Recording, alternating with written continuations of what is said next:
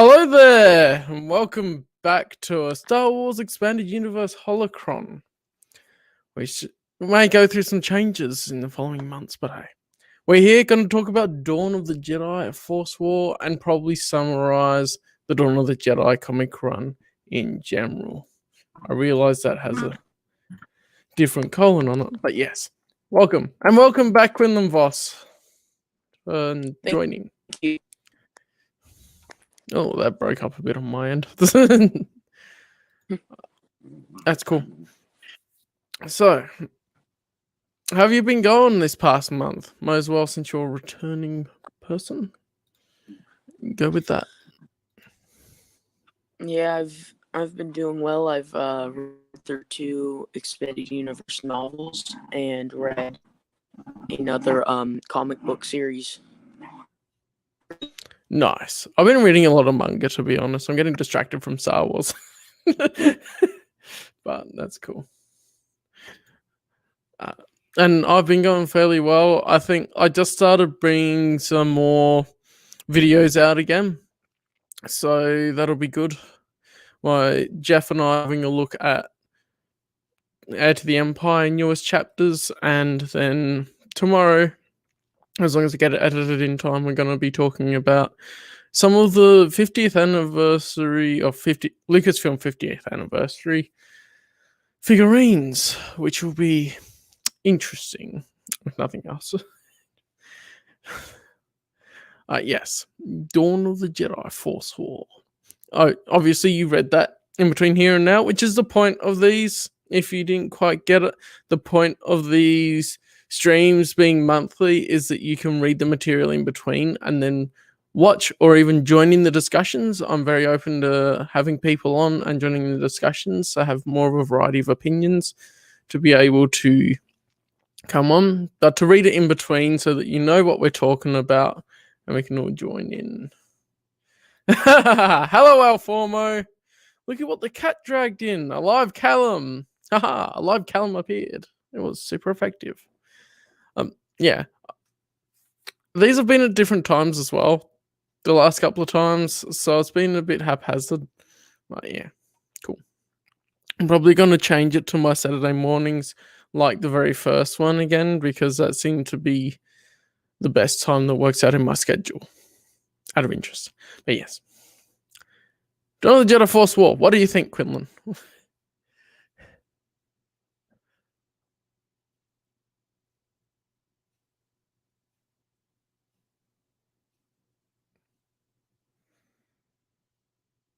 Not a response. Well then. Would there be internet issues? Possibly. Well, welcome, Alformo. It's good to see you. I was doing these the last couple of months as well. Yeah, I think he's going to rejoin to do this. Yeah, he I couldn't hear anything either. He said in the private chat, quite possibly. So we'll see what happens. You're back at it again. Oh, there's a bit of video. We saw a wall. Whoa! I better make. If you don't want to show your video, just make sure to. Hey, Omni Bomni, there you are, famous YouTuber Callum. Well, we never know.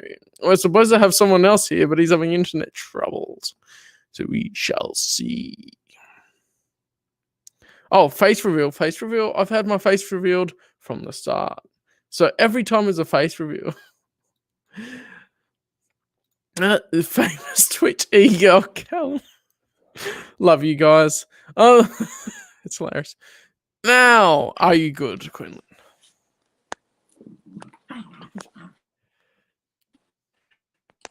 You there, mate? Hello? Hello. Yes, we can hear you. Great. All right. Good. So, what are your initial impressions of Dawn of the Jedi Force War? Oh, you're sorry, I misinterpreted. Face reveal from Quinlan. It didn't seem like it was a wall, unless your face is a wall. Yeah. Not sure what happened there But yeah. exactly. It is actually the Force War is during the Rakatan attack on Typhon. They basically conquered the rest of the galaxy and then found Typhon. Well, the system at the time, because they didn't have intergalactic flight with faster than light drives and that sort of stuff with the Jedi and that. Anyway, yes, there's context to this. What are your first impressions, Quinlan? Back to that.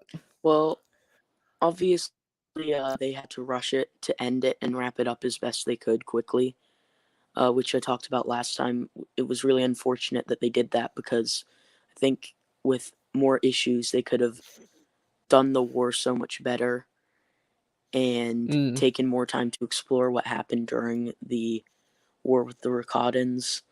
But we got this, and it was obviously very rushed. It wasn't bad, but it could have been a lot better, I think. Yeah, I think they did a good job with what time they had. Personally, I mean, initially, very first from the start, I noticed there's a big time jump between Prisoner of Bogan and then Force War, which is because this is one of the last comic runs release, and they sort of had to jump because it was going to be the end of the series without a continuation, which is unfortunate. So what I've actually have the single issues that I read through that are digital files that I have, and that had the notes in the back of it as well. And it was interesting to read about how they said that a lot with that gap, they went, with it, we're going to drop hints and stuff throughout Force War so that you can infer sort of what happened in the gap in between, which is a nice way of doing it when they didn't have enough time to do the full run.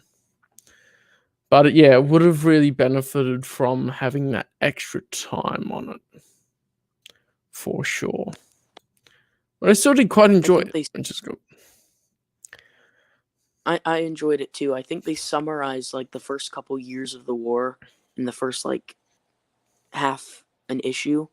They summarized like all that had happened, and if they'd had more time, they probably could have made stories about what happened instead of like summarizing it. Yeah, so what we have here, I think, yeah, that's a lot of summarization there.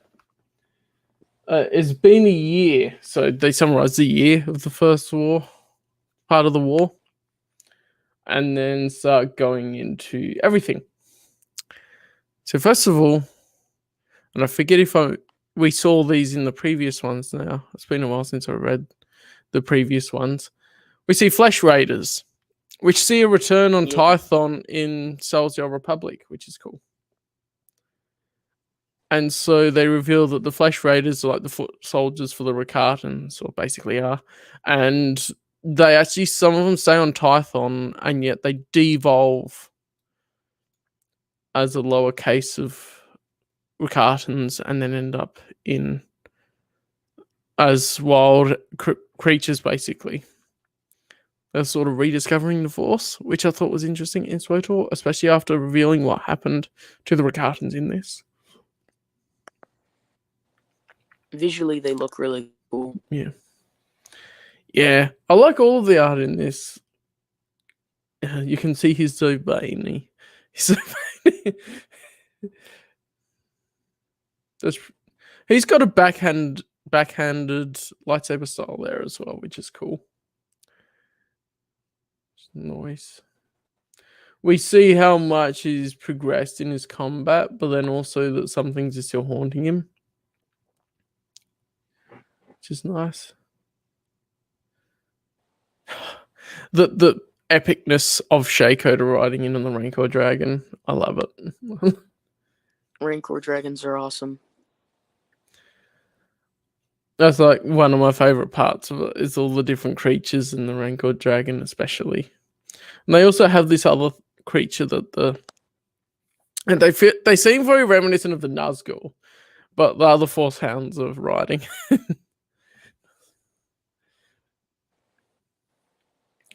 Which is cool. And they have this sort of they have cool helmets that make them so impersonal and bad guyish.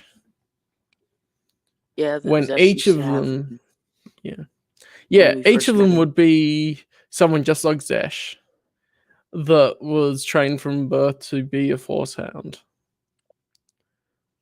which is cool.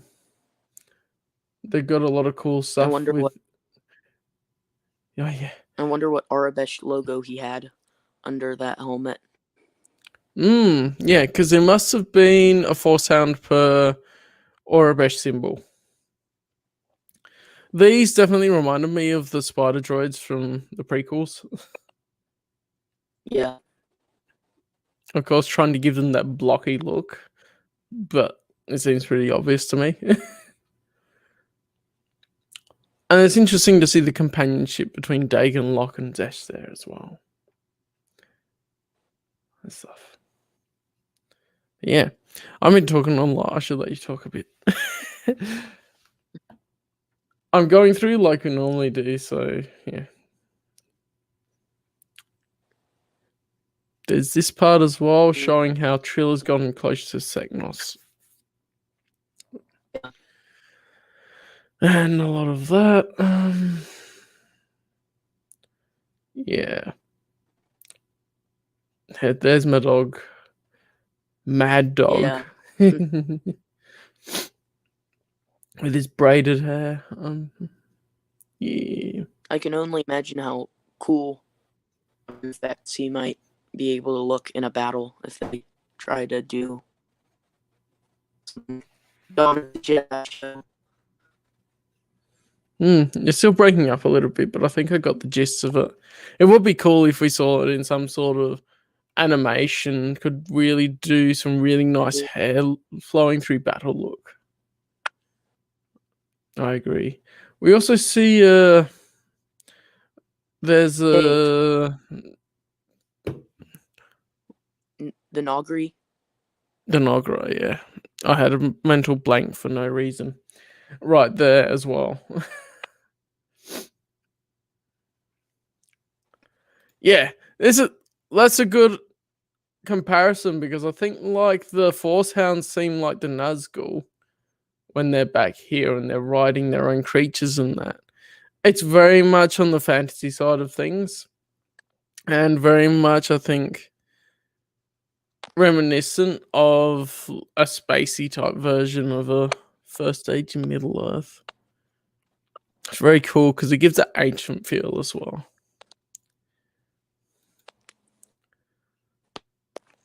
And of course, we have. I thought that the belt symbol kind of looked like a Mandalorian mask on the Rakatan here. Was there a better frame of it? Ah, all right.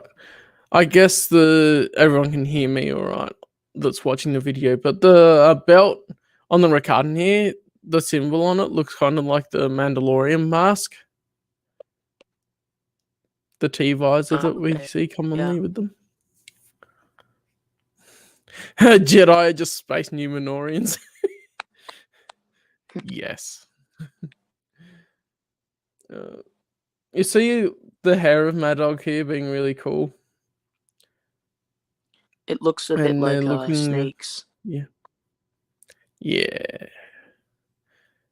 It's just a shame that the Cathar changed their looks so much in different depictions in comics. And that could be a discussion if we want to talk about the Tales of the Jedi comics as a whole a bit or something. Because the Cathar between Tales of the Jedi changed from very animalistic looking to almost human looking parts. And then in the Dawn of the Jedi comics here, you get them looking sort of in the middle a bit more. This is more on the animalistic side, but you get what I mean, I think.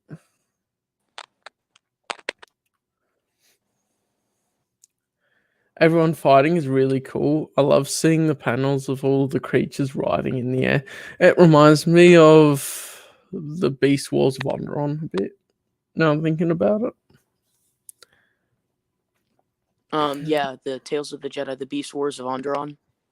Yeah, which is really cool because I had the Beast Riders and everything there. The difference as well is all of the Jedi are using the Force sabers as well.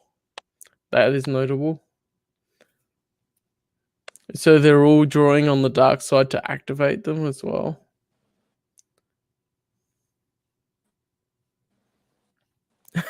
The dark side Jedi are just the Black Numenorians.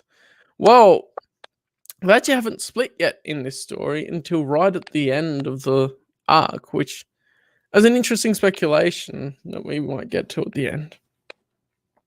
Is talking about what happened in that gap between the end of this story and Tales of the Jedi.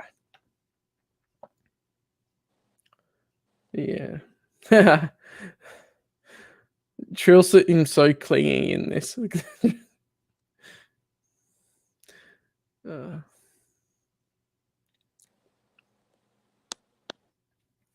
Yeah. It's interesting how Jan Decima took the whole look of the Starforge and went with it for the rest of the Rakatan technology.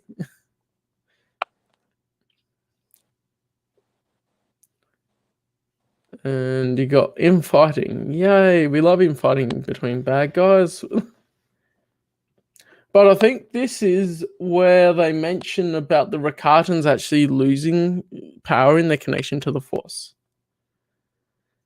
Starting to lose, the connection.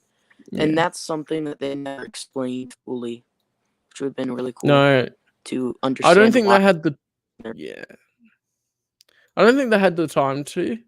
But I feel like it would almost be similar to, I would say, the Yuzan Vong would have had, where because they're doing so much things that would upset the balance and being so dark-sided and doing horrible things, that the Force is slowly just, without the counterbalance of the Jedi to combat them, has to counter it naturally by removing the Force sensitivity from the species. Something like that. What do you think? That makes a lot of sense if this interfered like that. Mm. With And the where... the yeah. And then they would probably still be doing evil things like the Yuzan Vong, trying to terraform and everything because of their advanced technology. But yeah, cool stuff there. That was issue 1.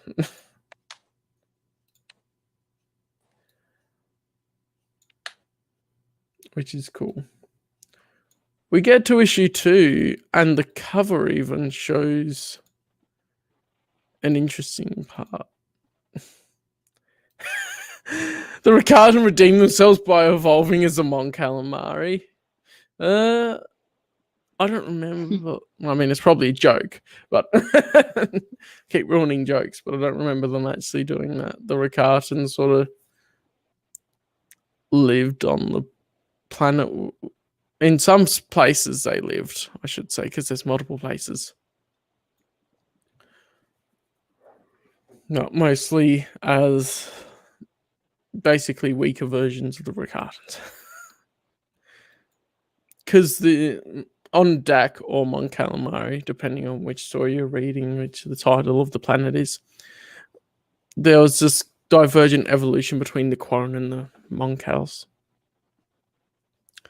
Yeah, it's a joke. I looked up and they called Dak Calamari.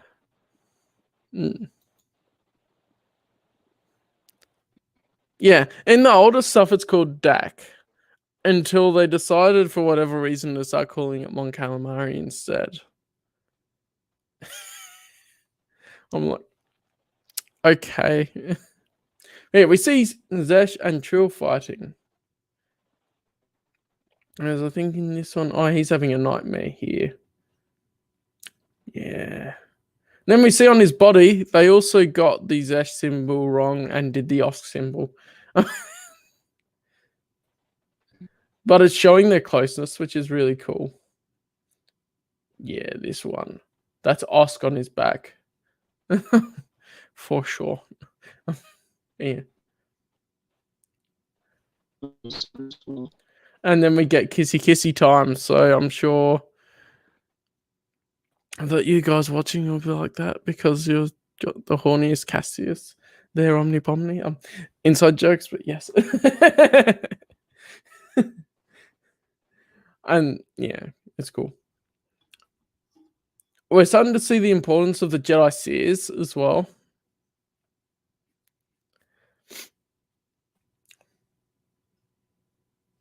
And this sort of, that was him doing the thing. Yeah, he's sending sort of his astral form to go out and search things, as we see here. Buffering, well, I hope it's not on my side. I'm not even using the same thing. Quinlan, you're back.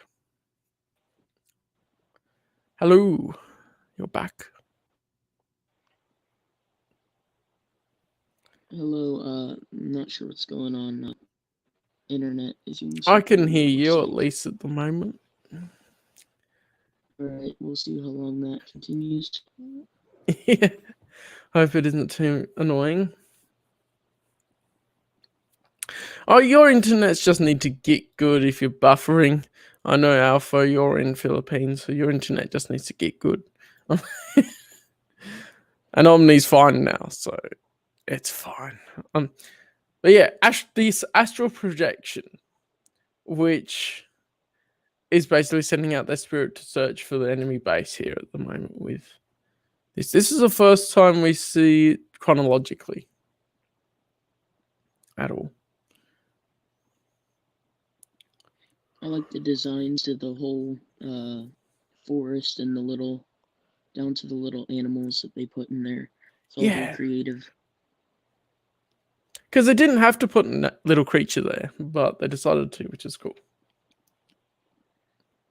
As a little thing that reacts to him sort of appearing there. And then we see an old-timey hologram, which is based on Rakatan technology, which is cool. Because it's orange instead of the normal blue we see. Yeah, that's what I was saying. Oh, then my Australian internet needs to get good. But yeah. And we see the Rancors all there. It's really cool. How they're just like, yeah, let's put all the Rancor dragons on a ship and take them with us. That's a good idea. They won't escape or anything.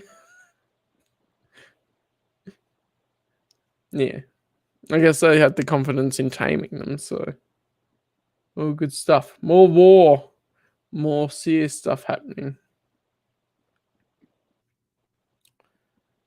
And she says the classic line, "It's a trap."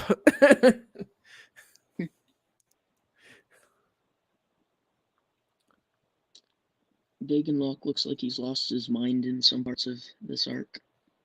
Yeah, I think it's really cool to see it visually on his face, and it doesn't actually mention it in any of the text. Because that's what's happening a lot, is that a lot of people are fighting so much that they get lost to the dark side. Especially since they have to rely on it to activate the Force Sabers. Yeah, and they're all basically... Yeah. They're all basically doing a Windu where they're flirting with the dark side. Sorry. Right. What were you gonna say? I was gonna say that it's nice to see that he's kind of into the path, fallen in with Dagon and Trill, and kind of, you saw that earlier when he was arguing with Shakoda. He's kind of severed ties with some of his old friends, and kind of, you can see that he's fallen in with the group of more rebellious of the Jedi. Yeah. And that's something to take note, because I reckon he went with Dagon Locke at the end as well. Yet, see, awesome Force Lightning. It does the cartoony effect where you see their skeletons. Which is cool. And then more epic clashes on mounts. This is like the old time version of, like, imagine a Basilisk fighter against someone on an organic mount or something like that. It'd be really cool in the KOTOR comics. Yeah. Yeah. Basically. And they've had to do it out of necessity for so long, Alpha, that they're going to get corrupted anyway if they're not careful. And that's the thing with fighting fire with fire and using the Force Sabers. Which is probably why the lightsaber, as we know it, was invented, because the Force Sabers were causing them to turn to the dark side way too much. Oh yeah, Chakotay here's showing some arrogance as well, which can be her downfall. But also thinking about Zesh and showing the danger of attachment distracting you from what you're doing in the moment. That's interesting. So you can actually see some of the basis of the point of view that caused some of the rules of, oh, you shouldn't get married as a Jedi, you'll form too much attachment and that sort of thing.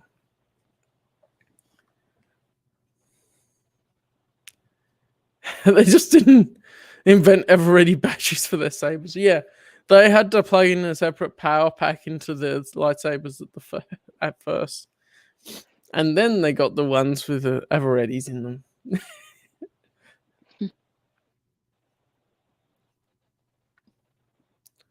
And then we see that Zesh found out that Trill was still reporting back to the Rakatans and being a spy, basically. Which is fun times. And he's become quite powerful with his astral projection to actually choke her a bit. Which is cool. Oh, he was there. Duh, my bad. He used his astral projection to distract her. My bad. Yes, because they can't actually touch and hurt anything. Duh. It's a power we see Luke Skywalker use later on in the AU. Once he gains more mastery of the Force, which is cool. How we see some of the first Force users use it.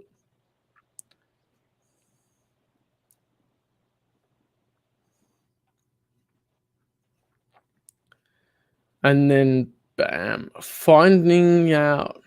Oh yeah, Seknos was captured. Ronan and Harley Quinn, such a abusive relationship. Yes. Now he finds out she was a traitor. I forget. Wait, why did she choke him again? Or he choke her? I was having a moment because it's been a little bit since I read it. I remember the strokes of the story, but I didn't remember exactly when they happened. I read this like a year ago, so I'm having a bit of the same problems.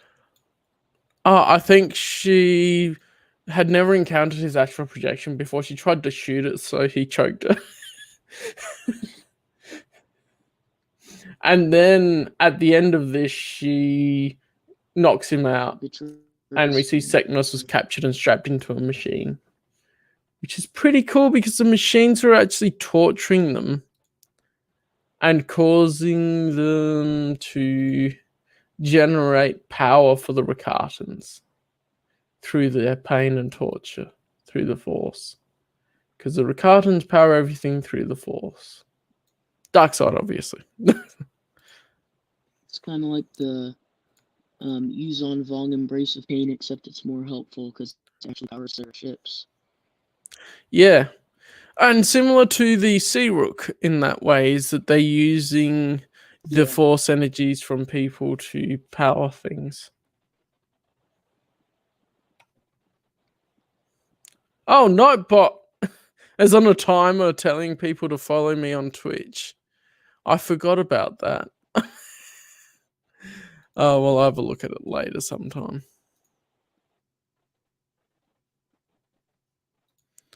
For another time. Twitch is where I'm streaming mostly, so if you do want to catch me at other times that aren't on here, then Twitch is the place, because I stream more often than I put out videos and stuff as well. Which happens. And the people here would be knowledgeable about that. But yeah. It looks It's a got- lot like a scene from The Hobbit. It does. With all the swords. You see all the swords and everything. Interrupt. But I'll adjust it so that that doesn't happen again. But yeah. It's fine. But yeah, we see a lot of cool in the rain scenes, which we don't see in. I think we see in the rain fighting in the Clone Wars micro series, and we see sort of in the rain fighting in Attack of the Clones, but we don't see this sort of scale of things because, of course, those movies don't have a huge amount of Jedi and not a huge amount of Sith to be fighting in those areas. So they have other enemies and that sort of stuff. It's really cool to see everything in the rain. And it's something I like in the other parts of the EU, like the X-Wing series and that sort of stuff, as well as we read fights that weren't possible to do with the technology at the time. But yeah, it's good. Timers. What's on a timer? Disable. There we go. I don't need to have all of that because you can press the command if you want to get all the links. Right. Oh yes, we see Rakan's trying to take back Zesh. And the reveal of what Zesh did and what he was programmed to do and sent to do was actually to betray his master and then ingratiate himself with the Jedi and work out their weaknesses, which is really cool. Doing more sciencey stuff. Well, Dawn of the Jedi Into the Void actually covered some Jedi using alchemy. And it connects into this series a little bit, but not too much. Like it has one of the characters appears, but otherwise is fairly unconnected. But that nice if we saw Lenore Brock sometime in this comic series, even where someone mentions her death or something. Or if they have all the time that they could do it, is actually have her appear and do something meaningful and then die in one of the comics or something. Yeah. But yes. And then he ends up actually after his journey with the Jedi, still resisting the Rakata mentors. But this is showing the flashback to with him at the time, because they sort of brainwashed him to forget a lot of what happened, and then there's him slicing up his own master and damaging the ship, so he crash landed on Tython. And then we go to what happened in issue 1 when he crash landed, which is cool. And then it comes back to the present. This is sort of science. Yeah, actually thinking of the sciencey stuff, the Rakatans are using a lot of sciencey stuff. And so I guess the way that they play that off is that the Jedi are a lot more on the mystical fantasy side compared to sciencey mumbo jumbo. So basically, what they did is they made Zesh kind of like a sleeper agent the whole time to infiltrate the Jedi. And see what they're about and some results. Yeah, that is a good point, McLean. Is that George tried to highlight the scientific side of the Jedi in episode 1, but the reaction was negative about the midichlorians. I think I did a video on it actually, but I'll mention it again. Midichlorians aren't necessarily bad. But I do see that implying, at least, that the Jedi at the time relied too much on the science of the Force and what they already knew, rather than allowing room to explore more of the Force and the mysteries of the Force, which is one of the things I think that made them weaker. Yeah. Oh, I like how they tortured Dagon, and right here they overpower Dagon with his own trick, basically. Yeah, that was cool. They gave him a dose of his own medicine, I guess you could say. Yeah. And it was so powerful he couldn't block it when he blocked Zesh trying to do it back to him one time earlier, I think it was. Yeah, and I mean, yeah. I mean, scientifically, I think the midichlorians are just a byproduct of force sensitivity. And while a higher count may mean you have a bit more potential in the force, it depends how you use the force and how you're trained and all that as well. But yeah. All the lightning. We do see Trill getting a coat blasted off her. And you see that she has the Trill Orabesh symbol on her belly as well there. Where Zesh has it on his back more. And With Zesh has it on his arms as well, I so see. I wonder if Trill has them on her arms too. Yeah. I'll see if I we don't see it think in so. any others. Evil Mon Calamari panel just emphasizes the evil. I mean, they just go overtly evil with the Rakatans in this whole series, to be honest. I don't think there's any redeeming Rakatan qualities that we saw in the EU. No. Apart from the Rakatans a lot later on that ended up helping Revan to destroy the Yeah. Starforge and that stuff. But those are much later on. They're not part of the Infinite Mhm. Empire anymore. And the ones imprisoned that we see in SWTOR that are still from the Infinite Empire are all bad anyway. What's really cool here is that the Rakatans use Zesh to counterattack on the Jedi Seers and literally blind them through the Force. Well, the lightning is taking the power from Zesh and Trill to do that, which is interesting. But yeah, literally blinds them. Yeah. So that the Jedi can't have their advantage of seeing what's going to happen ahead of time and warning certain members with telepathy and that, which is really cool. And so we start to see the Jedi losing. Not really cool Rancor Dragon panel. Always looks really cool. I think we're going to speculate a bit about this as well a little bit later, but the Jedi condemning things in the dark side definitely came from this, because we jumped to Tales of the Jedi and they are condemning of the dark side for sure, rather than we got to keep everything balanced like they used to be previously. This war was what finally tipped the Jedi's balance of the Force and showed them that dark is never good, I guess. Yeah, basically. And the whole thing of, well,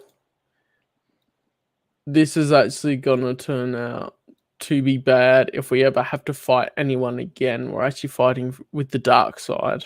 We shouldn't do this because it's just causing even more problems. It's a 5-issue story arc, so we're on issue 4 now. We see cool ships. There's the Thoyor ship, which is nice. This is some other technology, which is shown to be a bit more curvy, not as flat-edged as the Rakatan technology. And then, destruction. Those panels look We so see... Yeah, I love Jan Zosima's art in this. I can see where Gungan Fighter in the first EU Holocron mentioned that the Cade Skywalker and Quinlan Voss look very similar with the art style, and some faces tend to get recurring, some of the features that she draws. But for this, it has a lot of variation compared to that for me. So, yeah. For me, Hawk Rio Yeah. always looked like the blue version of Cade Skywalker. Yeah, basically. But because he's a Twi'lek, he looks different enough. Yes, that's Hawk Rio, and he's also a bit in Dawn of the Jedi Into the Void, which is the novel. So that's the connection between the novel and the comic run, which is cool.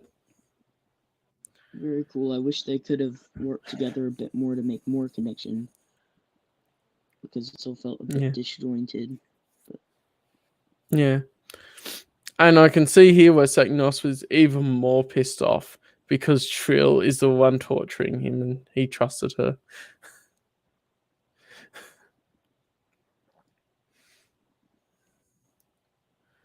Yeah, Zesh is finding out that he still has sympathies for Dagon, which is cool.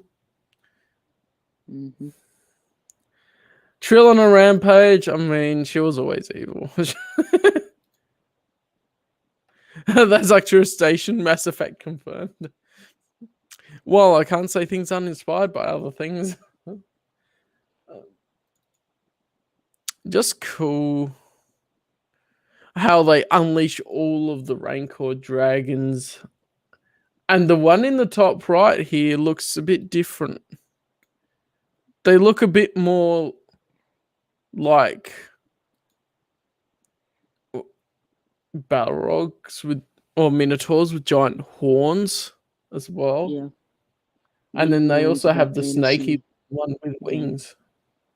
So they have such a variety that they were experimenting on. And I would say that's sciencey, but using the force involved with it in mutating and taming and all of that with the different species that they have here. Quan Jang, who is Shakota's master, who was on the top left panel on that last up there, looks... Yeah. Is he Moraliku or Moraliku like Drek from... Miralukan? Yeah, Miralukan, that's it. See that same species? I forget.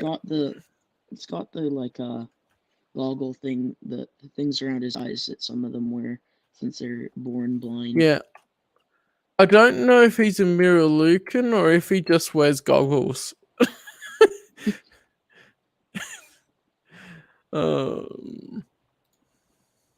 We didn't see him in one panel without them. So. True. I'm just trying to see if I can find his Wook page and see what it says. It doesn't say a species for him, so I guess that's just still left up to interpretation. So he could be very easily. But it's interesting he's a Beastmaster then if he's a Miralukan, because you can't actually visually see the beasts. Even though he senses how they look with the Force and whatever, it would be different. So, yeah. Oh, yeah, this is interesting. With the Rakatan taking Zesh and Dagon Locke to find the Infinity Gate. Which is really cool.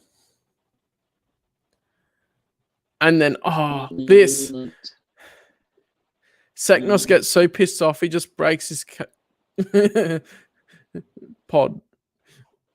Like Darth Vader breaking everything around him. Maybe where the species started to go kind of more evil. Because at the start, we saw that the Sith species were good, and there were many Jedi Sith. And then by the end of it, we started to see that Seknos was like not the most nice guy around.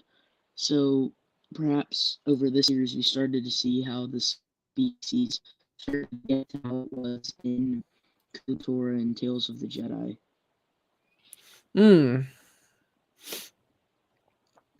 Plan to genocide you later.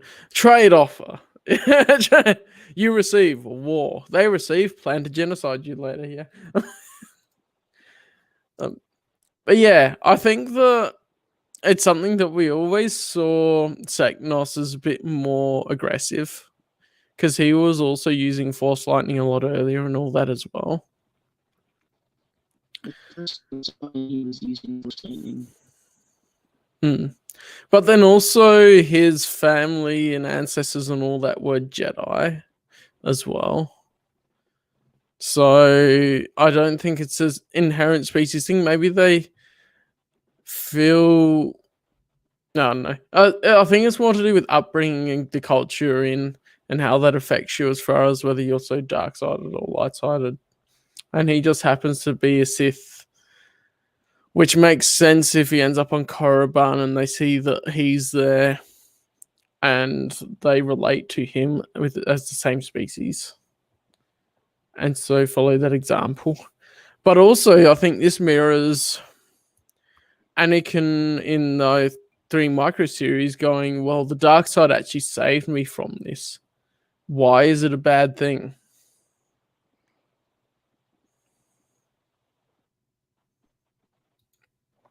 Yeah. This ended up focusing more on Shay, Coda, Seknos Wrath, and Tasha Rio as the protagonists, but they did highlight a few of the different Jedi Masters of the time, which is pretty cool. And their decisions, how questionable they are and whatnot. The Jedi Masters always made questionable decisions no matter what era. Yeah, however that works. Because it's like, why would they make that decision? It just didn't turn out right. We do get here the Qua actually reacting to the Rakatan attack from the Holocron anyway, which is cool. We're starting to see that in action. More epic battles. Oh yeah, Dagon Locke is having a Ganna Rhizo moment. It's really cool. Oh, yeah, I saw what was the name he gave him. He's on Vol called him something. Yeah, I forget now exactly.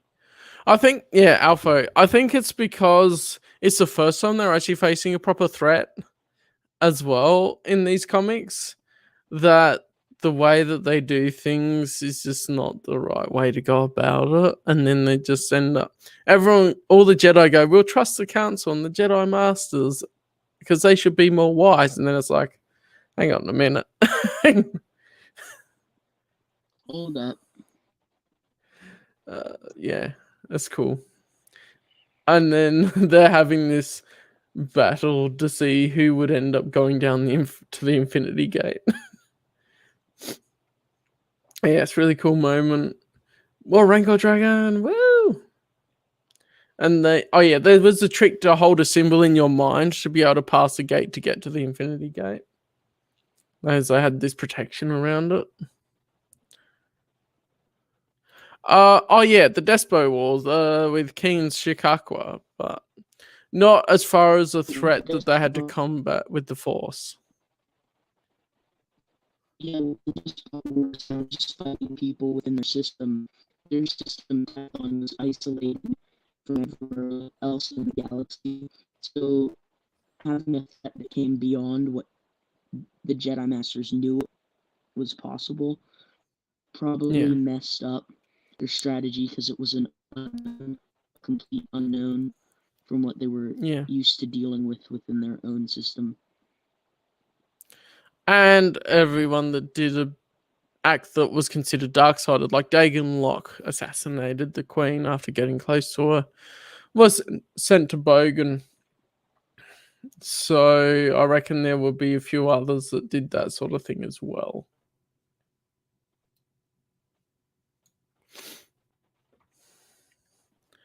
Yes, raw. It's pretty cool how Shakoda projects the symbol into the Rancor Dragon's mind so that he can get past the barrier. Next issue is Chaos.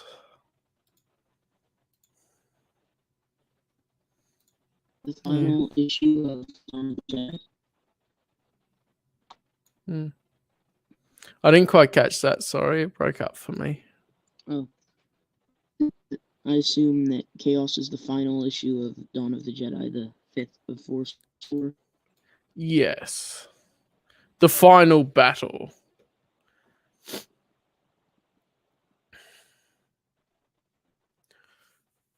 And we see so many dead Rakatan bodies here, skeletons and all that, which is pretty cool. Yeah,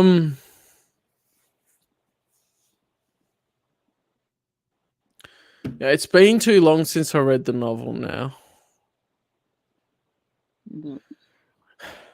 But yeah, I think it's all connected in anyway with the same sort of thing.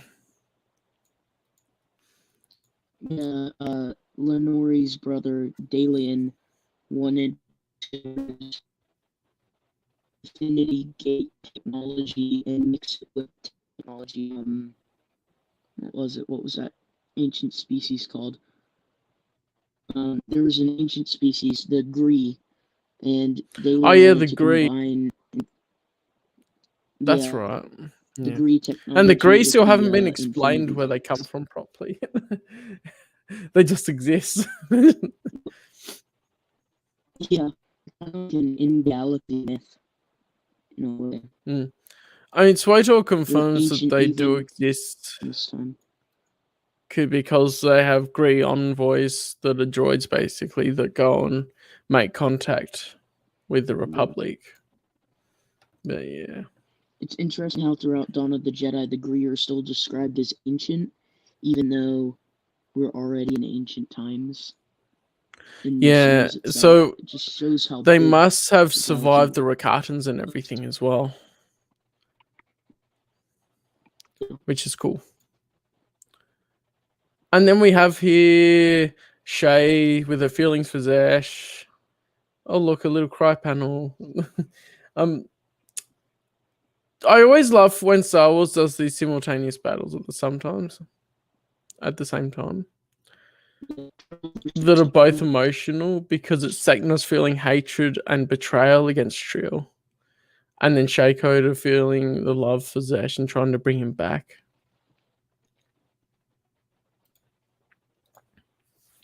Yeah, some things are better left untold, but I feel like some of those things would be really nice to have bits and pieces of information that those that really want to get into the lore can piece it together and work out what happened, rather than it being blatantly, oh, here's a story about them. It'd be cool to get more like that. Yeah. More kind of hints to give us an idea of what may have happened. Yeah. And this is cool with a lot of the... He's using so much hatred against Trill. All that lightning. Yeah. Was that the last that we saw of Seknos? I think he appears again a little bit later. With Trill, well, we'll see here. The final battle, I think we see them a little bit afterwards. Aftermath. I forget now exactly. We see them fighting basically. The art is and amazing. Then, oh yes, this is when Dagon's trick is turned against him completely, because he tries to go into the Rakatan's mind and sees all of this. Not a place you'd like to be. And he's wrecked. Oh, it's interesting how they chose hexagons for the Infinity Gate, by the way. It looks a bit like a beehive.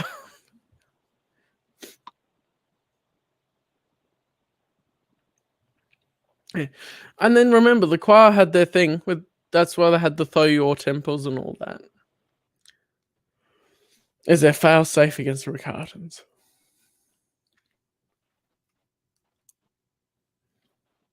I got to stop reading these right to left. I got to read these left to right. Too much manga.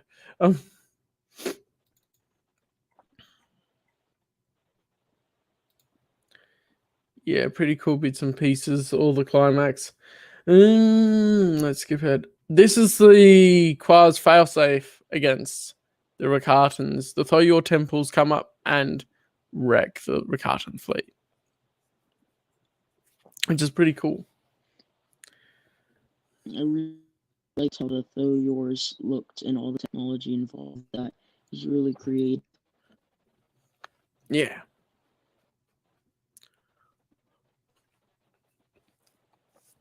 And I think the Infinity Gate is special because it's the last one. At least it's the last one that actually goes to anywhere that they want, as far as it's a teleporting gate. Ricardan, more like Recardan. Basically, they wreck everything everywhere they go. And then he gets sliced. What is this? Which is cool because Zesh turns back to the light side, of course. Go in there. Slice looked really cool. His entire chest basically disappeared under the light of the attack. Yeah. And then we see his body melting away into the Infinity Gate when it's closed. And boom, they escape and go there. Right. Oh, we don't see Seknos anymore. That's right. We basically see the Ricardans are defeated. The surviving Jedi that were important. And here's when Dagon Locke decides to go separate ways from the Jedi Council. Completely. Because they're going, we can't use the Force Sabers. They make us rely on the dark side. That's bad. And he goes, nah, whatever we need to fight them, we will do it. And yes, hot kiss. And the ending is Zesh and Shay going off into the unknown, basically. The plains of Typhon. They say something about meeting their next adventure, their next destiny, or something like that. That gives you an ending, but it also left it open for if they ever had a chance to do more stories. Yeah. Oh, and Zesh finding his, remembering his true name rather than being called Zesh, he's Tao. Which is cool. Tao, yeah. Dao, depends how you want to pronounce it. But yeah. So that has a lot of potential for what could come next as well. So ended it, but at the same time left it open to go, there's more stories to tell.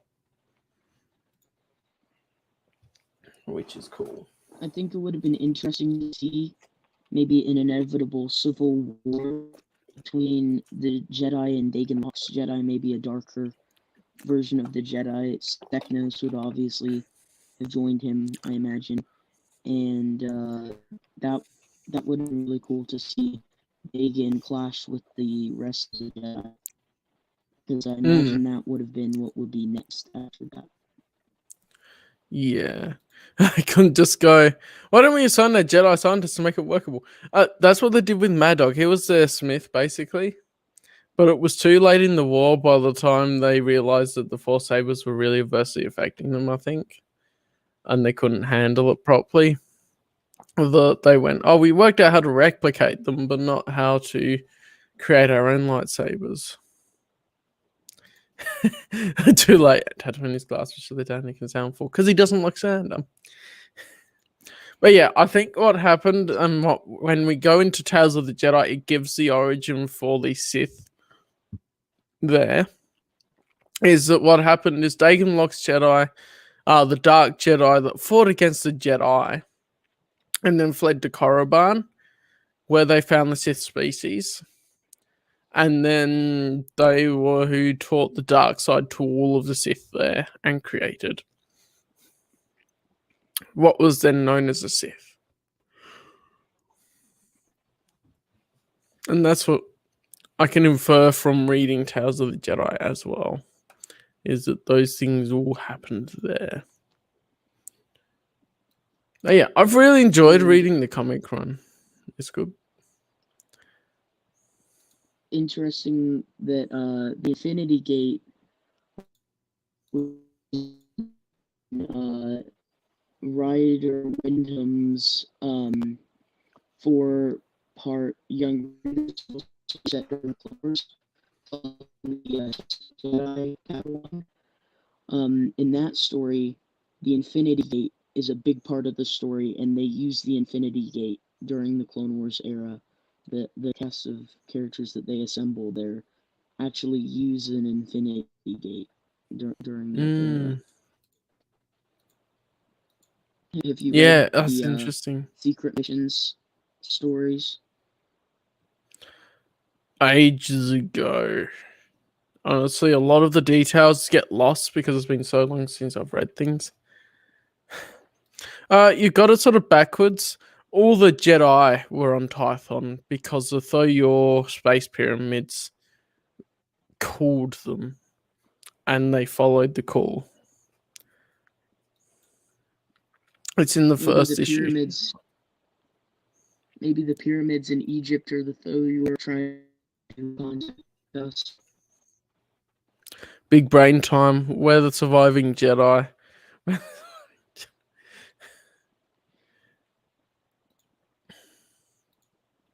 Glass planet would be much hotter than sand. True. But it wouldn't be coarse and rough and get everywhere. But yeah. So overall, what did you think of Dawn of the Jedi Force War and the whole Dawn of the Jedi run of comics? Yeah, as a whole, it was a really enjoyable story. The art was really consistent throughout because it's the same artist who did a really great job and poured all their effort into every panel. And John Strander wrote a really great story. He knew what he was doing. It would have been really cool if we could have seen his whole plan for the series, but instead he obviously. But I really liked his plans and where he was going with the series as a whole. The characters, the organizations, the lore, story around it, the diversity of species for the Jedi was really cool at this era. I liked a lot of the ideas here. It's definitely a really well done era in the Star Wars universe. So I really enjoyed it. Only one sexy time scene, 4 out of 10. Yeah. What a man of culture.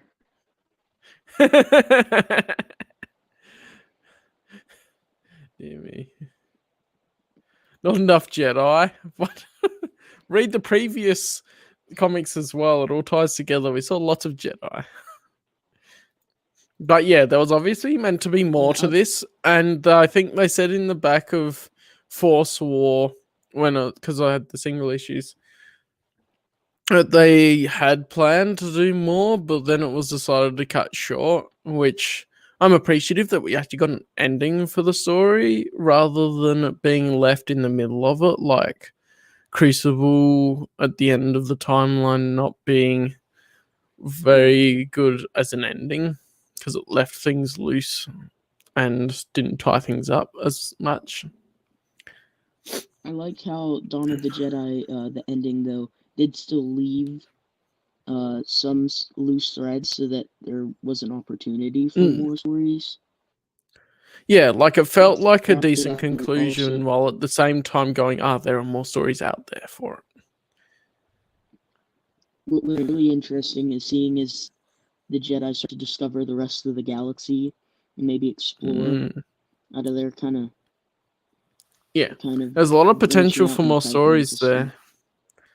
Dawn of the Jedi was only just getting the start of it tapped into near the end of the Expanded Universe's life in being continued in a solid way. And so they could have gone into all of the Civil War that happened as well with Dagon Lock and the Jedi and all of that too, but didn't have the time. And there's still that gap between Dawn of the Jedi and Tales of the Jedi that they reference events in between, but they still haven't depicted them, which is, in a way, it's nice because like sometimes you're saying it's better to leave things untold, but at the same time, that would be a possibility for some great stories to be told as well. So yeah, Like the Dawn of the Jedi, the Dawn of the Jedi era is probably one of the eras of Star Wars with the Star Wars EU with the most possible new stories that could be told in this in that era.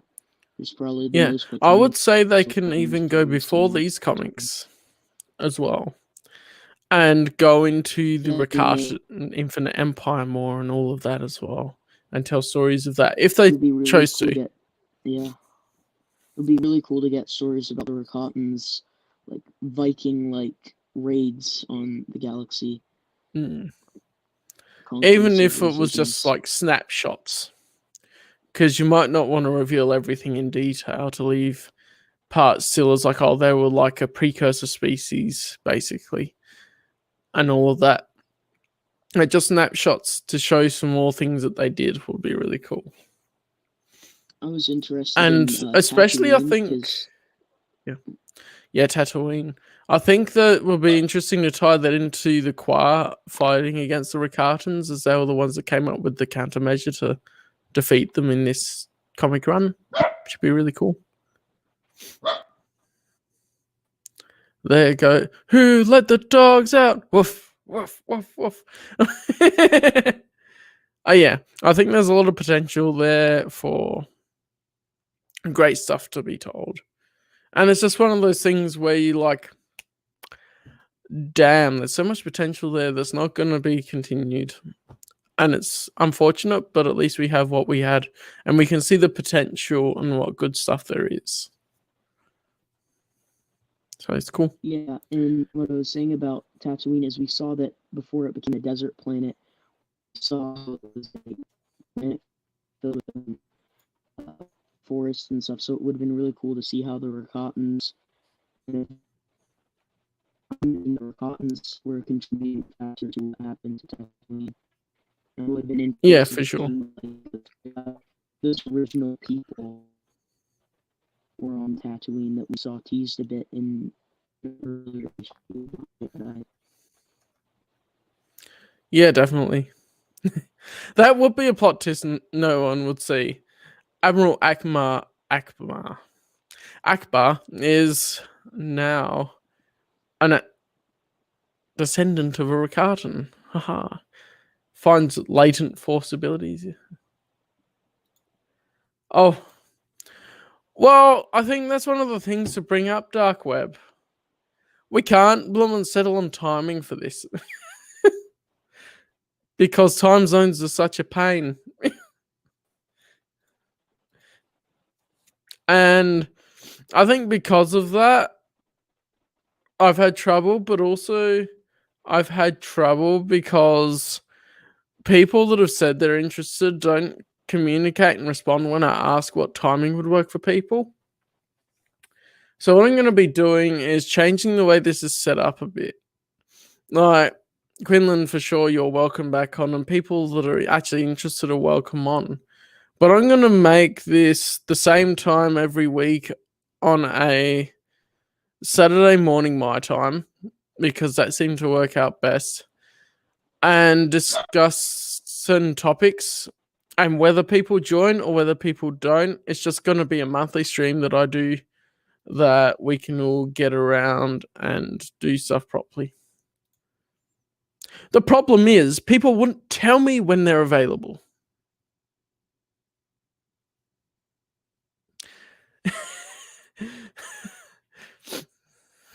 Anyway, Slightly salty, but hey. But I've got what someone would you else rate the Dawn interested. Next one. Sorry, yeah. So what would you Went on a give as a tangent. final rating for Dawn of the Jedi? Yeah, I would probably say 8 out of 10, something like that. Because there's was a gonna lot say that 7, could have 8. been filled in Force War. And there's that big gap there. But I think for the first I think Force Storm and Prisoner of Bogan were brilliant, and I don't see a fault with them. But then in Force War, that's where the problems with them having to end it sooner, everything comes to a fore when a slower build-up would have been really nice. The biggest fault, I think, with Force War was summarizing the first year of the war instead of actually telling it. Well, technically, they helped Revan destroy the Star Forge and that sort of stuff. Yeah. The Ricardans are actually separate to the Sith, though, which is interesting. And it's a nice way of bringing in a third-party threat. Yeah. So my ideas are to just do this as a monthly stream at the same time each time, which is going to be 11 a.m. my time on a Saturday morning, which works out best for my schedule at the moment. And to not specifically do Star Wars comics or whatever, but pick a topic. If I'm just by myself, I'll do at least a topic I can talk for 20 minutes about or something like that at least, and see what happens from that when live streaming. Or I will bring people on that want to talk about a certain topic. Like next month, I believe someone wants to actually talk about the KOTOR comics that I mentioned this to, and he's interested in talking about it. So we might do that next time, which would be good. But as far as specifically trying to follow a certain plan with going, oh, we're going to read comics and do all this, I don't think that's going to stick at the moment. From the response I got from people that said they're interested and now they don't actually communicate. So, yeah, I'm going to do it like that. And it'll be a monthly thing as well. If I end up getting Patreon supporters, that's the time when they can join as well and that sort of stuff. So cool. You might want to talk about the Boba Fett novels. I would have to reread them to remember exactly what happens. Like, I remember some of the broad strokes, but yeah. When you're cured... Boba Fett young readers? I believe those would be it. Finished reading those a month or two ago. Nice. They're good. Yeah. Dawn of the Jedi comics, well worth it. Dawn of the Jedi novel... I read it, and from my memory... half of it, I was just trying to work out what was happening in this time period because I hadn't read the comics before. Because I'm more of a novel person. So, yeah. I would definitely say if you're going to read Jedi, you should probably read the comics first to give more context. Yeah.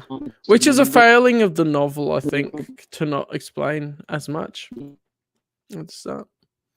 But that's how it is a for bit. people unaware that there would have been really, really at a loss, I imagine. Yeah. Like, I just read it because I went, oh, look, the book in the shops.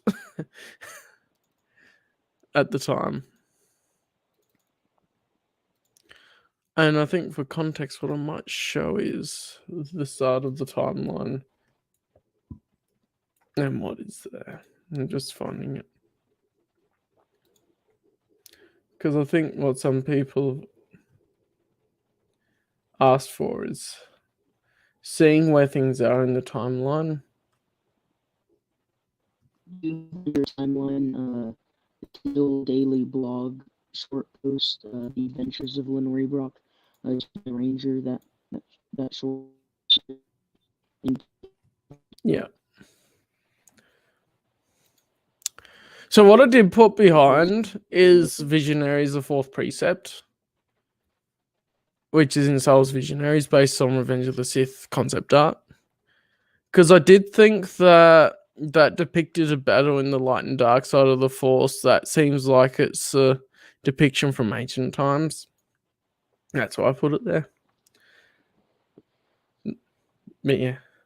Then we have Force Storm.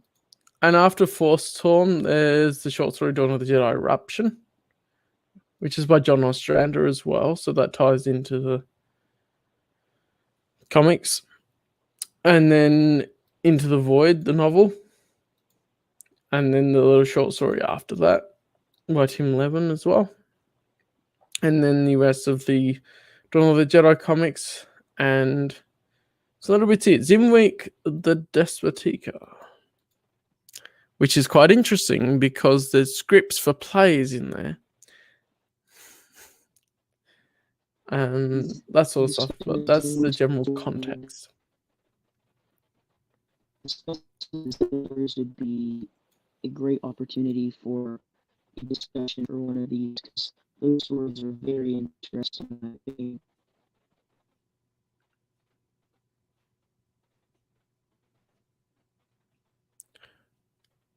You there? I can't hear anything. The internet may be stuffing up on one end or another. But that is the context for the comics that we've been talking about so far in the EU Holocron. I also wonder if I might drop sort of the EU Holocron name and just call it like monthly stream or whatever, because I might end up talking about other things and not just Star Wars Expanded Universe material, and make it like a monthly hangout stream or whatever I want to call it. And then whatever we end up talking about is whatever we end up talking about, because I might talk about some manga, I might talk about anime a bit, of whatever other topics come into it. But yeah, that's me thinking about future plans for it. And I think, yeah, his internet might up. Like Galley. Well, you see this red section of the shelf here. That is the second and the third series for Battle Angel Alita. The second series is Last Order, and the current series is the third series called Mars Chronicle. The box up the top, just behind the logo, the red there, that's the original series. I got a box set and hardcover that won't fit in that shelf at the moment. Out of interest. On a side note. But yeah. Hang on. You can talk about Galley. I will talk about Alita. How about that?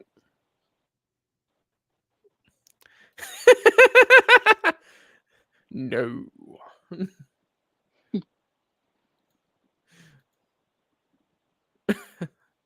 Also, hey, that's not how it works.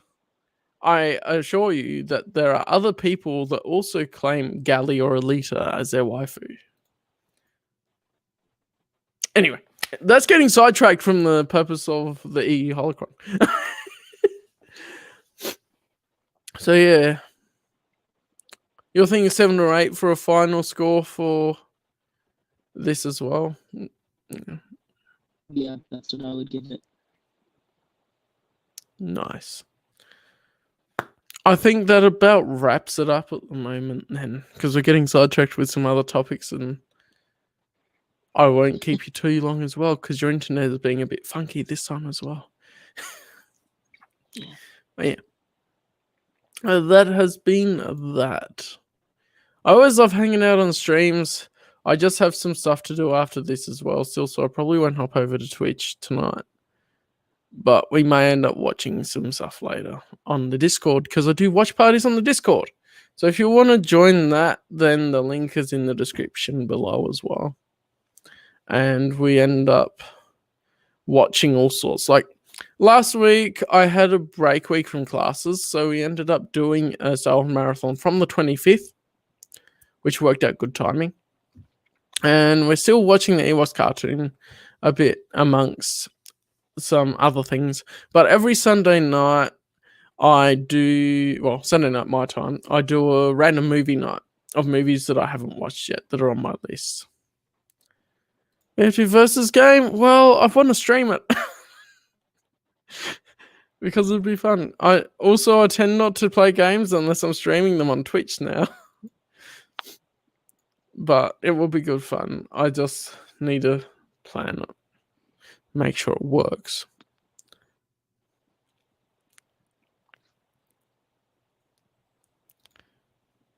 What?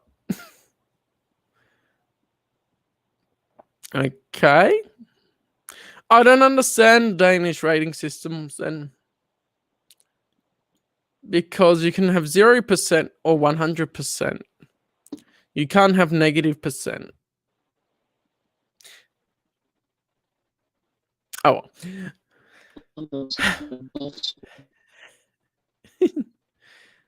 That'll do it for now. Do you want to say anything else, Quinlan? Thank you for having me on. I've enjoyed this again. Sorry for my bad internet. You can't help that. I didn't say it was bad. I just don't understand it. Terminology to not get cancelled on the internet. Oh yeah. And thanks for coming on, Quinlan. I think if you weren't here, I would probably not have been doing these streams again as long because I would have no one to do it with, and I'd be like, well, why do I bother having this if no one else is coming on? So yeah, been good. Quinlan Voss also has a bit of a YouTube. I should look that up. Where you're doing some things. Fairly basic, but it's good. You're just doing whatever you can with this. It's been really glitchy lately. I've been trying to edit and make better content, but anything over 8 minutes, it glitches and won't let me upload. Oh, so what editor are you using? I use iMovie. I use let's see. I use several things, but I convert them to just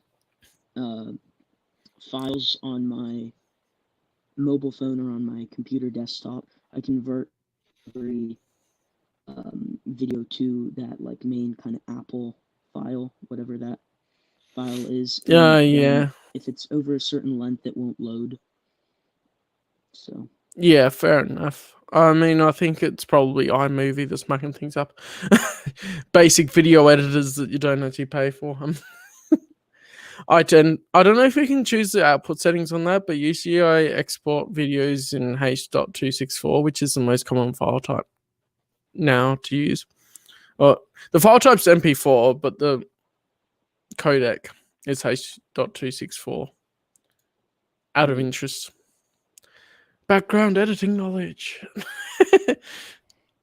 So I don't know. I think either that or ProRes, Apple ProRes tends to be what's used.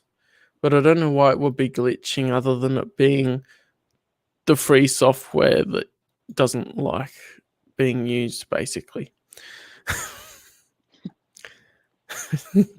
But yeah, I think that will do it for now. I will catch you next time I'm streaming, which will be next month. At the moment, I'm going to do it on the 4th. Oh, no, not on the 4th. On the 3rd of July at 11 a.m. my time, which would end up not evening of the Friday the 2nd for a lot of people in America. And that sort of stuff. And it's most likely going to be a KOTOR discussion with someone else that I've been talking to, but I will confirm that at a later time and all that. And I'll do it out on my socials and whatnot, so it'll be good. But yeah, thank you for joining, Quinlan. It's been good. And I will see all of you beautiful people watching next time. Avery! Bye.